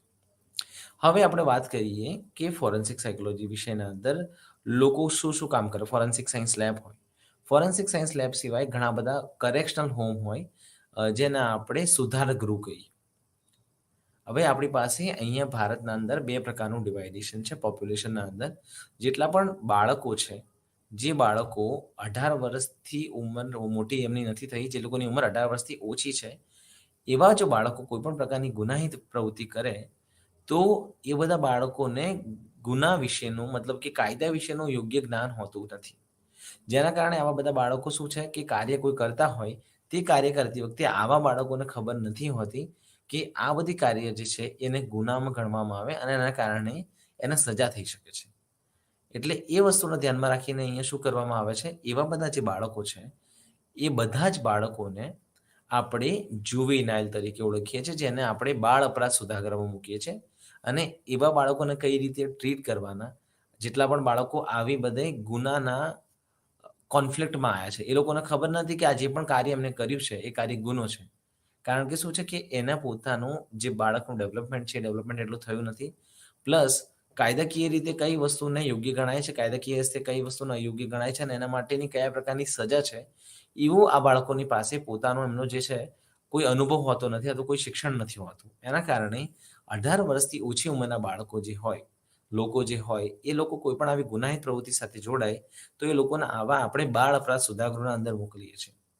18 વર્ષથી મોટી ઉંમરનો કોઈ પણ વ્યક્તિ હોય, જે આવી ગુનાહિત પ્રવૃત્તિ સાથે જોડાય, જેનાથી આપણે કહી શકીએ કે આ માણસ ગુનેગાર છે, તો એ બધી જ પરિસ્થિતિના અંદર આપણે શું કરીએ છીએ, એ બધી જ પરિસ્થિતિના અંદર આપણે એવા લોકોને મોટા લોકોની જે કારાગાર અથવા જેલ હોય એના અંદર મૂકીએ છીએ. એટલે 18 વર્ષ અને એનાથી મોટા જે ઉંમરના લોકો છે, એ લોકોને આપણે મોટા પ્રકારના લોકોની જેલમાં મૂકીએ છીએ. અને 18 વર્ષથી નાની ઉંમરના જે લોકો છે, એ લોકોને આપણે આવા બાળ અપરાધ સુધાર ગૃહમાં મૂકીએ છીએ. હવે આવા બાળકોને બાળ અપરાધ સુધાર ગૃહમાં મૂકવા કેમ જરૂરી છે, આપણે એને સમજીશું. અને ફોરેન્સિક સાયકોલોજીસ્ટ એ જગ્યાએ શું શું કામ કરી શકે, આપણે એને વધારે વ્યવસ્થિત રીતે સમજવા માટે પ્રયત્ન કરીશું. તો બાળ અપરાધ ગૃહનું મુખ્ય કામ શું હોય? કે બાળ અપરાધ ગૃહનું મુખ્ય કામ શું છે કે જેટલા પણ બાળકો છે, આ બાળકો પોતાના જીવનના એક વિકાસના અવસ્થાના અંદર છે. બાળક અત્યારે બધી વસ્તુ શીખી રહ્યું હોય છે. અલગ અલગ ઉંમરે અલગ અલગ લોકો પાસે અલગ અલગ રીતે શીખે છે પોતાની ઉંમરના પ્રમાણે. હવે અહીંયા સૌથી મોટી વસ્તુ શું છે, આપણે એ સમજવાની છે કે બાળક હજુ તો બધું વસ્તુ શીખી રહ્યું છે. સાચું શું છે, ખોટું શું છે. કોઈ માણસ મારી પાસે આવીને કઈ વસ્તુ માંગે તો મારે કેમ આપવી જોઈએ, ના આપવી જોઈએ. કોઈ પણ માણસ જો આવે રોડ ઉપરથી અચાનક અને મને એમ કે તારા ચોકલેટ ખાવી છે, તો મારે એ ચોકલેટ લેવી જોઈએ કે નહીં, બરાબર છે. આ બધી જ વસ્તુનો હું શીખું છું. કેવા પ્રકારનું વર્તન સમાજ મારા પાસેથી આશા રાખે છે, આ હું એને પણ સમજવા માટે પ્રયત્ન કરી રહ્યો છું. મતલબ કે એક વ્યક્તિ તરીકે મારો વિકાસ થઈ રહ્યો છે અને અત્યારે હું એની પ્રોસેસના અંદર છું. મતલબ કે એ આખી પ્રોસેસનો હું એક ભાગ છું અત્યારે. હવે આવી પરિસ્થિતિના અંદર જો મને કોઈ જેલના અંદર મૂકવામાં આવે, કોઈ પણ પ્રકારના આવા જેલના જેવા કપડાથી આઈડેન્ટિફાઈ કરવામાં આવે અને મારી સામે એકદમ સ્ટ્રિક્ટ લીગલ એક્શન લેવાય, આવા જે એકદમ સ્ટ્રિક્ટ કાયદાકીય મારી સામે જે પ્રોસેસ થાય, આ બધાની મારા માનસ ઉપર એકદમ સ્ટ્રોંગ ઇમ્પેક્ટ થઈ શકે છે. જેના કારણે શું થઈ શકે છે, જ્યારે હું મોટો બનું ત્યારે પણ આ બધી એક્ટિવિટી સાથે એસોસિએટ થાઉં, અથવા તો આ બધાની મારા માનસ ઉપર એક નેગેટિવ અસર થાય. તો અહીંયા આપણે શું સમજવાનું છે કે આવા બધા બાળકોને આપણે શું કરીએ છીએ, આવા બધા બાળકોને આપણે એક બાળ અપરાધ સુધાર ગૃહના અંદર રાખીએ છીએ, જેને આપણા જે ભારત સરકાર હોય એના બધા જ જે અલગ અલગ રાજ્યો છે, એની સોશિયલ ડિફેન્સ ડિપાર્ટમેન્ટ, એટલે કે શું છે કે સમાજ સુરક્ષા જે વિભાગ છે, એ આનું કંટ્રોલ કરે છે. એ લોકો મેક શ્યોર કરશે કે જેટલા પણ આવા બાળકો છે, એ બાળકોને એક એવું વાતાવરણ મળી રહે જેના કારણે બાળકો ઘણી બધી વસ્તુ શીખે. ધારો કે મોરલ એજ્યુકેશન, કઈ વસ્તુ સાચી કહેવાય, બરાબર છે, કઈ વસ્તુને યોગ્ય કહેવું, કઈ વસ્તુને અયોગ્ય કહેવું, એ બધાની સમજ ઘણી વખતે આવા બધા બાળકોમાં હોતી નથી. જેના કારણે આવા બધા બાળકો આવી બધી એક્ટિવિટીઝ કરતા હોય છે. ધારો કે હું તો આપણે એક ઉદાહરણ આપું કે જ્યારે બાળકો નાના હોય, 15-16 વર્ષના હોય ત્યારે એમને ક્રેઝ હોય કે એ લોકો એક બાળક એવું છે કે જે બાળકને એવું છે કે મારે છે ને ગાડી ચલાવવી છે, બાઈક ચલાવવું છે. તો હું બાઈક ચલાવવા માટે શું કરી શકું? મારી પાસે બાઈક નથી. અથવા તો મારા પપ્પા પાસે એટલે કે મારા પિતાજી પાસે બાઈક છે, પણ મારા પિતાજી મને બાઈક નથી આપી રહ્યા. તો હું ફક્ત ને ફક્ત એ 5 મિનિટ બાઈક ચલાવવા માટે હું રોડ ઉપરથી ક્રોસ કરતો ત્યારે મેં જોયું કે પાર્કિંગના અંદર એક બાઈક પડી છે ને બાઈકના અંદર કોઈ માણસ એની ચાવી ભૂલી ગયું છે. હવે એ ચાવી કોની છે અને બાઈક કોની છે એને એ માણસને શોધીને બધું આપ્યાના સિવાય હું શું કરું છું અહીંયા, સીધો ને સીધો એ બાઈકની ચાવી કાઢીશ અથવા એ બાઈકની ચાવી લગાવીને રાખીને એ બાઈકને લઈને જતો રહીશ અને 1-2 દિવસ એ બાઈકને ચલાવીશ અને હું આનાથી ખુશ થઈશ. મારે ખુશીનું મેઇન કારણ શું છે કે ભાઈ મારે બાઈક ચલાવવા માટે જોઈતી હતી, મને ક્યાંકથી મળી. હવે હું કોઈ પણ માણસની આવી બાઈકમાં લાગેલી ચાવી હોય એને ના લઈ શકું, કારણ કે આ એક ગુનાહિત પ્રવૃત્તિ છે. તમે કોઈ પણ માણસ જે હોય એ માણસની આવી કોઈ પણ જે પ્રોપર્ટી છે જે એક જગ્યાએથી બીજી જગ્યાએ જઈ શકે છે, આને મૂવેબલ પ્રોપર્ટી કહીએ આપણે, કે તમે એક બાઈક ખરીદ્યું છે, એ બાઈક માટે તમે 1.5-2 લાખ રૂપિયા આપ્યા છે. હવે એ 1.5-2 લાખ રૂપિયાની જે બાઈક છે એને તમારી પરવાનગીના સિવાય કોઈ માણસ એક જગ્યાથી બીજી જગ્યાએ ના લઈ જઈ શકે. જો એને લઈ જાય તો ઇટ ઇઝ પનિશેબલ ઓફેન્સ, મતલબ કે તમને એની સામે સજા થઈ શકે છે. પરંતુ એક બાળક તરીકે તમારા માટે એ બધી વસ્તુ કરતાં સૌથી મહત્વની શું વસ્તુ છે કે મને 5 કે 10 મિનિટ એ બાઈક ચલાવીને જે આનંદ મળવો જોઈએ એ આનંદ. એટલે આવા બાળકોને આપણે આવા બાળ અપરાધ સુધાર ગૃહના અંદર રાખીએ છીએ અને મોરલી આપણે એમને શીખવાડીએ છીએ કે કઈ વસ્તુ સાચી છે, કઈ વસ્તુ ખોટી છે, કઈ વસ્તુ આપણે કરવી જોઈએ, કઈ ના કરવી જોઈએ. જો આવી કોઈ એક્ટિવિટી આપણે કરીએ તો આવું કરવાથી આપણે કયા-કયા પ્રકારના લોકોને કેવી રીતે નુકસાન પહોંચાડીએ છીએ. આ બધાની જ આપણે સમજ જે છે આવા બાળકોને કેળવીએ છીએ. હવે આ બધા બાળકો પર નાની-નાની વસ્તુની બી પણ એમના માનસ પર ચોક્કસ અસર થતી હોય. એના કારણે મોટા લોકો માટેની જેલ જે છે, એ જેલના અંદર આવા બધા બાળકોને પ્રસ્તુત કરવામાં નથી આવતા. એના માટે એક આખું અલગથી સરકારે બોર્ડ બનાવેલું છે, જેને આપણે જુવેનાઇલ જસ્ટિસ બોર્ડ કહીએ છીએ. જેના અંદર અલગ-અલગ જેટલા પણ લોકો છે, જે સમાજનું રિપ્રેઝન્ટેશન કરે છે, એ બધા લોકો એની સાથે મળીને કોર્ટના કામગીરી કરવા માટે મદદ કરે છે. હવે જેટલા પણ વકીલ છે અથવા જેટલા પણ પોલીસ લોકો છે તમે જોયા હશે, એ લોકો હંમેશા પોતાના યુનિફોર્મના અંદર હોય છે. હવે આવા નાના-નાના જેટલા પણ બાળકો છે, એ બાળકોએ ક્યાંક ને ક્યાંક કોર્ટ રૂમ, કોર્સ, તપાસ, ઇન્વેસ્ટિગેશન આ જે પણ છે, પોલીસ આ બધું ક્યાંક ને ક્યાંક ટીવીમાં જોયું હોય છે. જેના અંદર એની એક ચોક્કસ પ્રકારની માનસ આવા બધા બાળકો પર પડી ગઈ હોય છે. હવે જો એ બાળકની સામે પોલીસવાળા પોતાના યુનિફોર્મના અંદર વધારે ને વધારે સમયે આવશે, આયા કરશે અને એનો બી એક ખૌફ એ બાળકના અંદર સર્જાઈ શકે છે. તો આપણે અહીંયા શું કરીએ છીએ, આપણે એક વસ્તુનું ખાસ અહીંયા ધ્યાન રાખવાનું છે કે આપણે આ બધી વસ્તુને અવોઇડ કરીએ છીએ. એના માટે આપણા જ્યુવેનાઇલ જસ્ટિસ બોર્ડના બધાના અધિનિયમો પ્રમાણે શું કરીએ છીએ કે જેટલા પણ લોકો આવા બાળ અપરાધ સુધાર ગૃહમાં બાળકોને મળવા આવશે કે એના પર જે પણ પ્રોસેસ થશે, એ બધાના અંદર જેટલા પણ જજ છે, જેટલા પણ વકીલ છે, જેટલા પણ પોલીસના આવા તપાસ એજન્સીવાળા લોકો છે, એ બધા જ લોકો આ બધી જ વસ્તુને વધારે વ્યવસ્થિત રીતે સમજશે અને આ બધી જ કપડાને પણ પહેરવાનું અવોઇડ કરશે અને સાદા જે તમારા અને મારા જેવા કપડાં છે એ પહેરીને આવશે. જેનાથી શું થશે? જે પોલીસનો કોઈક નેગેટિવ ઇમ્પેક્ટ ના થાય એવા બાળકો પર એનું ખાસ ધ્યાન રાખશે. જેના કારણે શું થાય? ભવિષ્યમાં ફરી પણ આવી કોઈ પરિસ્થિતિ સર્જાય નહીં, એનું એ લોકો ધ્યાન રાખે અને ભવિષ્યમાં આ માણસના જીવનમાં આના કારણે કોઈ પણ પ્રકારની નેગેટિવિટી ના આવે એનું ધ્યાન રાખે અને આવા જેટલા પણ બાળ અપરાધ સુધાર ગૃહ છે, એના પાલક પિતા તરીકે પણ સરકાર દ્વારા કોઈ એક સોશિયલ વર્ક અથવા સાયકોલોજી એટલે કે મનોવિજ્ઞાન વિશેના એક તજજ્ઞને રાખવામાં આવે છે અને એ લોકો આવા બધા બાળકનો સર્વાંગી વિકાસ થઈ રહ્યો છે કે નહીં અને આ બધા બાળકો પોતાની જીતે જે અહીંયા પણ ગુનો કર્યા પછી જે અહીંયા પહોંચ્યા છે, એ લોકો વધારે બીજી કોઈ ગુનાહિત પ્રવૃત્તિઓની સાથે ના જોડાય, એને વધારે વ્યવસ્થિત રીતે સમજવા માટે આ લોકો કામ કરે છે. એટલે ત્યાં પણ સાયકોલોજીસ્ટ જે છે એ જઈને એમને મદદ કરી શકે છે કે આવા બધા લોકોને કઈ રીતે આપણે વધારે વ્યવસ્થિત રીતે સુધારવામાં મદદ કરી શકીએ અને આ બધા બાળકો જે છે ફરીથી આવા પ્રકારની ગુનાહિત પ્રવૃત્તિ સાથે ના જોડાય. એવી રીતે જે અડલ્ટ લોકો છે એટલે કે જે મોટા લોકો છે, જે મોટા કેદીઓ છે, એ મોટા કેદીઓને પણ સેમ તકલીફ હોય છે કે એ લોકો ફરીથી ગુનો ના કરે. જો કોઈ માણસ ફરીથી એકનો એક ગુનો કરી રાખે અથવા ગુનાના અંદર ફરીથી ને ફરીથી ઇન્વોલ્વ થઈ રાખે, તો આપણે એને અંગ્રેજીમાં રેસિડિવિઝમ કહીએ છીએ. કે એટલે કે કેવું છે કે તમે કોઈ પણ એક ગુનો પહેલી વખતે કર્યો, તો એ પહેલી વખતે કરેલા ગુનાના અનુસંધાનમાં જ્યારે તમને સજા આપવામાં આવી, તો એ સજાના અંદરથી તમારા અંદરથી બધા ટ્રેસીસને આપણે કાઢી ના શકીએ. મતલબ એ ગુના કરવા પાછળના જેટલા પણ તમારા કારણો હતા, જેટલા પણ તમારા મોટિવ હતા, એ બધી જ વસ્તુને આપણે દૂર ના કરી શક્યા. ક્યાંક ને ક્યાંક કંઈક ને કંઈક વસ્તુ રહી ગઈ. એ રહી જવાના કારણે આ માણસ ફરીથી આવી ગુનાહિત પ્રવૃત્તિની સાથે જોડાઈ જાય છે. એટલે આપણે શું ખાસ કામ કરવાનું છે કે આવા જેટલા પણ મોટા પણ લોકો છે, જેટલા પણ લોકો આવા પ્રિઝન એટલે કે આવી જેલના અંદર, કારાવાસના અંદર એ લોકો છે, તો એ લોકોને આપણે કારાવાસના સમયના અંદર કઈ રીતે કંઈક વસ્તુ શીખવાડીએ, કઈ રીતે કંઈક વસ્તુને આપણે એમને વધારે સ્કિલફુલ બનાવીએ, જેનાથી આવા બધા લોકો જે છે, આવા પ્રકારના ગુનાના જે કાર્યો છે એના અંદર ફરીથી ના સંડોવાય. હવે એ પ્રિઝનનું રિહેબિલિટેશન સેક્શન કહેવાય, એટલે કે કેદીઓનું પુનઃવસન કહેવાય, જેનાથી આવા બધા જ કેદીઓ સમાજના અંદર પાછા ફરી શકે અને સમાજને અને એક જે કેદી છે બંનેને સાથે મળીને કામ કરવા માટે મોકો મળે, જેનાથી શું થાય, એ જે કેદી છે ફરીથી આવા પ્રકારની ગુનાહિત પ્રવૃત્તિઓના અંદર ના છોડાય. હવે લોકોને આ વધારે વ્યવસ્થિત સમજવા માટે તમારે સમજવું પડે કે લોકોને આ બધા ગુનો કરવા માટેની પ્રેરણા ક્યાંથી મળે છે. તો પ્રેરણા માટે સૌથી એક મસ્ત અને સૌથી સરળ ઉદાહરણ છે જે હું તમને સમજાવીશ. એ ઉદાહરણ છે કે જરૂરિયાત. જરૂરિયાત જે છે એ જરૂરિયાતના કારણે લોકો આવા ગુનાહિત પ્રવૃત્તિ કરવાના અંદર જોડાઈ જાય છે. હવે હું તમને એક્ઝામ્પલ આપું. કોઈ એક વ્યક્તિ છે જેનું નામ છે મિસ્ટર એ.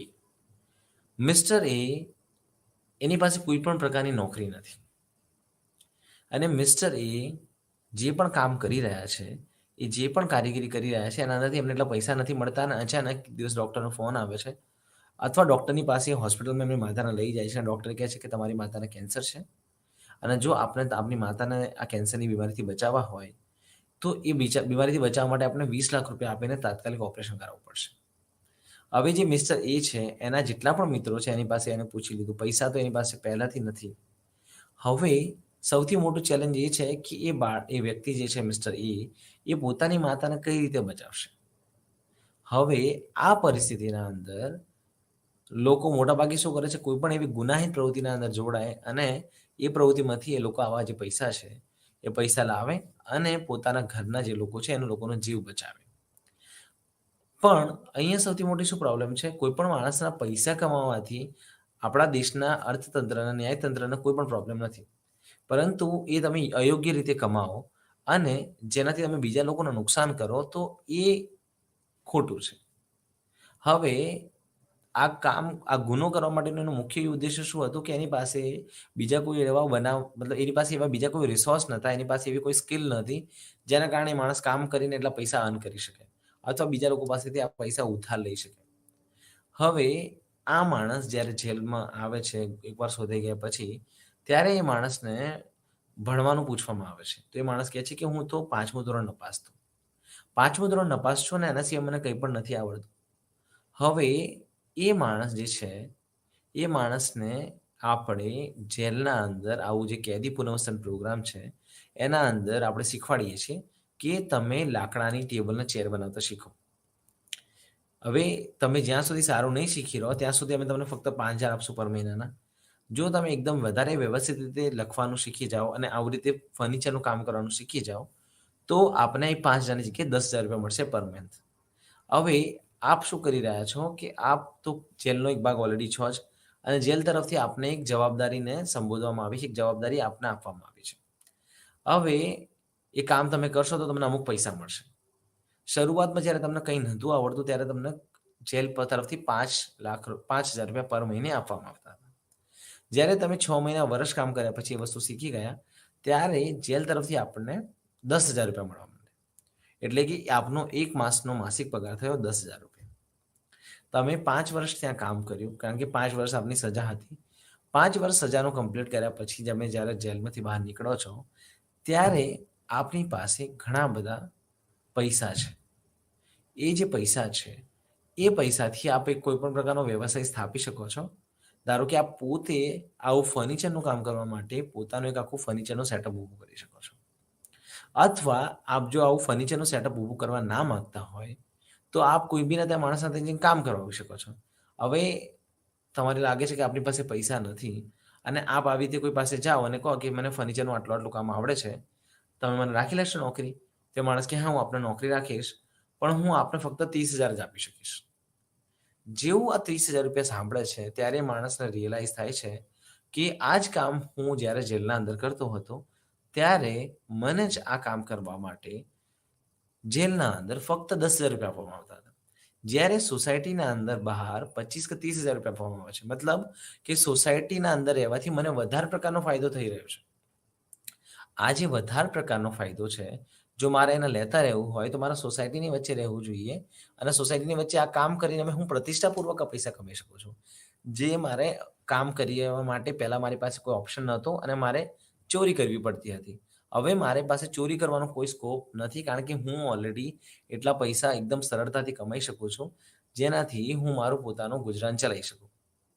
હવે અહીંયા આપ જુઓ કે એ માણસને ઓળખ્યા પછી એ માણસના તરફથી જ્યારે બહાર સમાજમાં જાય છે, ત્યારે એ માણસને રિયલાઈઝ થાય છે કે સમાજ સાથે જેણે જે પણ એક્ટિવિટી કરી, પણ એ માણસ સમાજથી પાછો જ્યારે સમાજમાં પાછો જાય છે જેલમાંથી, લોકો એને સ્વીકારે છે અને લોકો એને જે પણ જેલ છે, જે પ્રિઝન છે, એ પ્રિઝન કરતાં વધારે પૈસા એ માણસને આપે છે.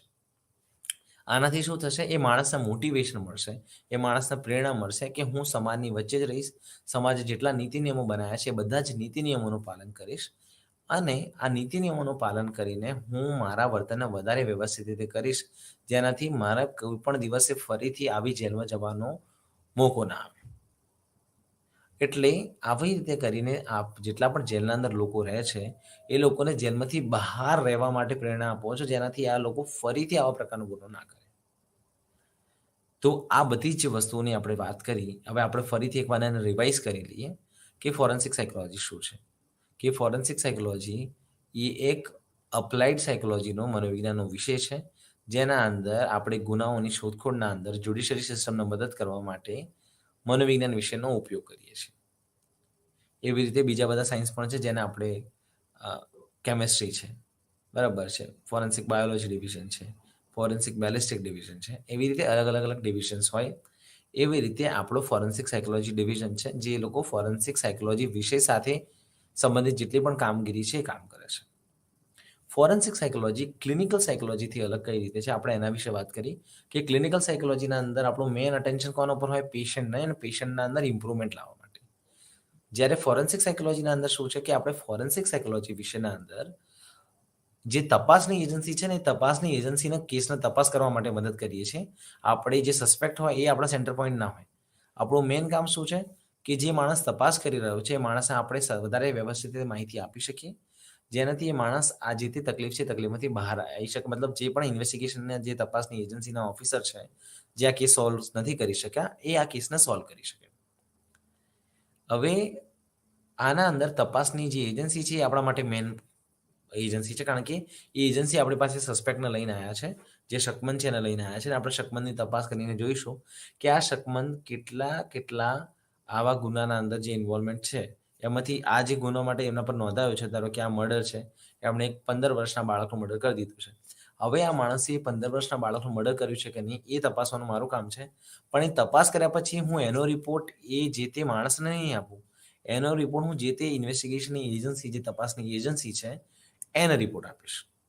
જ્યારે ક્લિનિકલ સાયકોલોજીની અંદર આપણે શું કરીએ? પેશન્ટ સાથે વાત કરીએ અને જે પણ પેશન્ટ છે, એની બીમારીમાંથી બહાર આવવા માટે આપણે કયા પ્રકારનું અટેમ્પ્ટ કરી શકીએ, આપણે પેશન્ટના સેન્ટરમાં રાખીએ. અને ઘણી બધી વખતે પેશન્ટને જે રીતે વસ્તુ જોઈતી હોય, એ રીતે પેશન્ટને સમજાવવા માટે પ્રયત્ન કરીએ અને જેટલા પણ આપણા સાયકોલોજીના મનોવિજ્ઞાનના પ્રિન્સિપલો છે, જેટલા આપણા સિદ્ધાંતો છે, એ સિદ્ધાંતોના અનુસાર રહીને આપણે એ બીમારીને ઓળખીએ અને એ બીમારીમાંથી બહાર આવવા માટે એ લોકોનું કાઉન્સેલિંગ કરીએ. એટલે અહીંયા પેશન્ટ આપણા સેન્ટ્રલ ફોકસ પર હોય ક્લિનિકલ સાયકોલોજીના અંદર. જ્યારે ફોરેન્સિક સાયકોલોજી જે વિષય છે, એ ફોરેન્સિક સાયકોલોજી વિષયના અંદર તપાસની જે એજન્સી છે, એ આપણા માટે સેન્ટર પોઈન્ટ હોય અને જે પણ રિપોર્ટ થશે, જે પણ માહિતી આપણે ઇન્ફોર્મેશન આપશું ઓફિશિયલી, એ બધી જ માહિતી આપણે આપીશું એ તપાસ માહિતી, જે તપાસ કરવાવાળા જે અધિકારી છે એને. એના સિવાય પછી આપણે વાત કરી મેગ્નેટન રૂલની, કે મેગ્નેટનનો જે રૂલ છે, એનો સિદ્ધાંત છે, એના પ્રમાણે કેવું છે કે જે પણ માણસને કોઈ પણ પ્રકારની એવી તીવ્ર માનસિક બીમારી હોય અથવા માનસિક મંદા એટલે કે ઇન્ટેલેક્ચ્યુઅલ ડિસેબિલિટી હોય, જેના કારણે એ માણસ પોતાના વર્તનને કંટ્રોલમાં ના કરી શકે અથવા કે માણસ શું કરી રહ્યો છે એના વિશે એને ખબર નથી, અને એના બિહેવિયરથી સામેવાળા વ્યક્તિને કેટલું નુકસાન થશે અને આ કર્યા પછી જેટલા પણ સમાજના લોકો છે, જે પણ લીગલ એજન્સીના લોકો છે, એ આની સામે કઈ રીતે રિએક્શન આપશે એના વિશે આ લોકો અવેર હોતા નથી, આના વિશે આ લોકો માહિતગાર હોતા નથી. પછી આપણે જોયું કે ફોરેન્સિક સાયન્સ લેબ કોને કહેવાય? CFSL હોય, ફોરેન્સિક સાયન્સ લેબ હોય, એમનું હેડક્વાર્ટર્સ હોય, DFS હોય. આ બધી વસ્તુઓ વિશે આપણે માહિતી મેળવી. બરાબર છે. હવે મેગ્નેટન રૂલ પ્રમાણે કઈ કઈ વસ્તુનું આપણે ખાસ ધ્યાનમાં રાખવાનું કે માનસિક બીમારી હોવી જોઈએ અથવા માનસિક મંદતા એટલે કે ઇન્ટેલેક્ચ્યુઅલ ડિસેબિલિટી હોવી જોઈએ અને એ બંને એટલા લેવલ સુધી પહોંચ્યા હોવા જોઈએ જેના કારણે જે પણ વ્યક્તિ છે એના એના કોગ્નિટિવ એટલે કે એના બોધનાત્મક અને એના વર્તનાત્મક પાસાઓ પરથી એનો કંટ્રોલ ખોવાઈ ગયો હોય અથવા જે પણ કંટ્રોલ છે એ કંટ્રોલને એ કરી ના શકે અથવા તો પોતે જે કામ કરી રહ્યો છો એ કામ કરવા પાછળનો એનું રિઝલ્ટ શું આવશે એ રિઝલ્ટ વિશે માહિતીગાર ના થઈ શકે. આ બધી જ બાબતોને આપણે મેગ્નેટન રૂલ્સના અંદર કે મેગ્નેટનના જે સિદ્ધાંત છે એના અંદર કવર કરી અને એ આપણું ઇન્ડિયન પિનલ કોડ જે છે IPC છે એની 84મી જે કલમ છે ભારતીય બંધારણની એના પ્રમાણે આપણે ઇન્સેનિટી ડિફેન્સના અંદર કોઈ પણ માણસને જો આવી કોઈ પણ પ્રકારની માનસિક બીમારી હોય અથવા માનસિક મંદતા હોય જેના કારણે આવો ગુનો થયો હોય તો એ લોકોને આના અંદરથી એક્ઝમ્પશન મળે છે. પરંતુ આપણે ચેક કરવું પડે કે જેટલા પણ લોકો જે પણ વસ્તુ કહે છે, જે પણ વસ્તુ બોલી રહ્યા છે એ ખરેખર સાચી છે કે નથી. એના સિવાય પછી આપણે વાત કરી કે ફોરેન્સિક સાયકોલોજીસ્ટ બીજી કઈ જગ્યાએ કામ કરી શકાય, જેના અંદર આપણે વાત કરી જુવેનાઇલ હોમની એટલે કે બાળ અપરાધ સુધારક ગૃહની, જેના અંદર 18 વર્ષથી ઓછી ઉંમરના જેટલા પણ બાળકો આવી ગુનાહિત પ્રવૃત્તિના અંદર જોડાય છે અથવા ભૂલથી આવા ગુના કરે છે એવા લોકોને આપણે આ ગુનો કરવા પાછળના જે પણ રેશનલ છે એને સમજવાના અને ભવિષ્યના અંદર આવા બાળકો આવી ગુનાહિત પ્રવૃત્તિ ફરીથી ના કરે એના માટે પ્રયત્ન કરીએ. બીજું જે છે એ આપણે કીધું અડલ્ટ લોકોની એટલે કે મોટા લોકોની જેલ જેને આપણે કારાવાસ પણ કહીએ છીએ. એને આપણે પ્રિઝન પણ કહીએ છીએ અંગ્રેજીના અંદર. તો એવા મોટા લોકોની પણ આપણે એક વસ્તુ ખાસ જોવાની છે કે જેને આપણે રેસિડિવિઝમ કીધું હતું કે એક માણસ ફરીથી ગુનાના અંદર સંડોવાવું ના જોઈએ કારણ કે એક ગુનાના અંદર સંડોવાથી એ માણસને એક પનિશમેન્ટ આપવામાં આવી છે, સજા આપવામાં આવી છે. એ સજા એટલા પ્રમાણમાં સ્ટ્રોંગ હોવી જોઈએ, મજબૂત હોવી જોઈએ કે માણસ જ્યારે પણ એ બહાર આવશે તો એ માણસ ફરીથી એ કામ નહીં કરે. જો એ માણસ ફરીથી પણ એ ગુનાહિત પ્રવૃત્તિના અંદર જોડાયેલો રહેશે તો એનો મતલબ શું થશે કે એ જે માણસ છે એ માણસને ફરી ગુનો કર્યો છે અને જો માણસ ફરીથી ગુનો કરે તો એના માટે એનાથી પણ સ્ટ્રોંગ ટાઈપની, એનાથી પણ મજબૂત ટાઈપની સજા એને આપવામાં આવે. અને આપણે એ દૂર કરવાનું છે. એટલે શું કરીએ? આપણે એક પ્રિઝન રિહેબિલિટેશન એટલે કે આવો કેદીનું પુનર્વસનનો પ્રોગ્રામ ચલાવીએ, જેના અંદર આ કેદીઓના અંદર જેટલી પણ સ્કિલ ના રહેલી હોય, જેટલી પણ ક્ષમતા ના રહેલી હોય, એ ક્ષમતાને પણ મદદ કરીએ. બરાબર છે? કે એ ક્ષમતાને ઓળખી શકે, કે જેલના અંદર લોકો ભણી શકે. બરાબર છે? કે ઇન્દિરા ગાંધી રાષ્ટ્રીય નેશનલ ઓપન યુનિવર્સિટીનું એક સ્ટડી સેન્ટરનું એક્સટેન્શન પણ ત્યાં છે. જેનાથી શું થાય કે જેટલા પણ લોકો કોઈ પણ ગુનાહિત પ્રવૃત્તિના સાથે એકવાર જોડાઈ જાય તો એનો મતલબ એવો નથી કે એ માણસ હંમેશા સમાજનો ગુનેગાર બનીને રહેશે. જો એ માણસને એક સુધારવાનો મોકો આપવામાં આવે અથવા એ માણસને જે પણ સજા આપવામાં છે એ સજાના અંદર આપણે આ વસ્તુને ઇન્ક્લુડ કરી દઈશું તો શું થશે ભવિષ્યના અંદર જ્યારે માણસ પાછો બહાર જશે ત્યારે આવી ગુનાહિત પ્રવૃત્તિ કરીને પાછો નહીં આવે અને જેના કારણે સમાજના અંદર ગુનાનું પ્રમાણ જે થાય છે આપણે એને કંટ્રોલ કરી શકશું. એટલે જેટલા પણ પ્રિઝનમાં જેટલા પણ લોકો હોય એ લોકોને પણ ભણાવવામાં આવે છે કે જેટલા પણ લોકોને આપણે અલગ અલગ સ્કિલ શીખવાડવામાં આવે છે અને આ સ્કિલ શીખવાડવાથી અને ભણાવવાથી આપણે શું કરીએ છીએ મેઇન કામ કે આવા લોકોનું જેટલું પણ બર્ડન છે એ બર્ડન ઓછું થાય અને એ લોકોની પાસે એક નવી સ્કિલનું ડેવલપમેન્ટ થાય જે સ્કિલથી એ માણસ સમાજમાં પાછો જશે અને આવી ગુનાહિત પ્રવૃત્તિના અંદર પાછું નહીં જોડાશે એના માટેનું આપણું આખું આ કારીગરી આપણે કરીએ. તો અહીંયા આપણે જોયું કે આપણું જે આખું યુનિટ 1 નું બ્લોક છે જેના અંદર ફોરેન્સિક સાયકોલોજી વિશે શું છે, ફોરેન્સિક સાયકોલોજી અને ક્લિનિકલ સાયકોલોજી વિષયની બંનેની વચ્ચે તફાવત શું છે, ફોરેન્સિક સાયકોલોજી વિશેના અભ્યાસક્રમ ભારત દેશમાં કઈ કઈ જગ્યાએ થાય છે, ફોરેન્સિક સાયકોલોજી જે વિષય છે એના અંદર કઈ કઈ બાબતોનો સમાવેશ થાય છે, ફોરેન્સિક સાયકોલોજીના પ્રમાણે ઇન્સેનિટી ડિફેન્સને આપણે જોયું. ઇન્સેનિટી ડિફેન્સની સાથે સાથે આવા બાળ અપરાધ સુધાર ગૃહના જેને આપણે કરેક્શન હોમ કહીએ છીએ કે સુધાર ગૃહ, અપરાધ સુધાર ગૃહ કહેવાય આપણે એને, કે જેના અંદર નાના બાળકોની અલગ જે જેલ છે જેને જુવિનાલ્સ કહીએ આપણે, જેને જુવિનાઇલ હોમ કહીએ, બાળ અપરાધ સુધાર ગૃહ કહીએ, એના વિશે આપણે જોયું. અને એની સાથે સાથે જે પણ આપણું પ્રિઝન છે એ અડલ્ટ લોકોનું જે મોટા લોકોનું જે પણ જેલ છે, એ જેલના અંદર આપણે કેવા પ્રકારની એક્ટિવિટી કરશું, આપણે આ બધા વિશેની માહિતી આપણું જે આજનું આપણું યુનિટ 1 નું સેક્શન છે, જે બ્લોક છે, એના અંદર લીધી અને આપણે આ સમગ્ર જે યુનિટ 1 નું બ્લોક છે, એને કવર કર્યું. હવે જ્યારે આપણે નેક્સ્ટ ટાઈમે ફરીથી મળશું, એના અંદર આપણે એના સિવાયના જે બીજા બ્લોક છે ફોરેન્સિક સાયકોલોજીના, એના વિશે આપણે લોકો ચર્ચા કરીશું.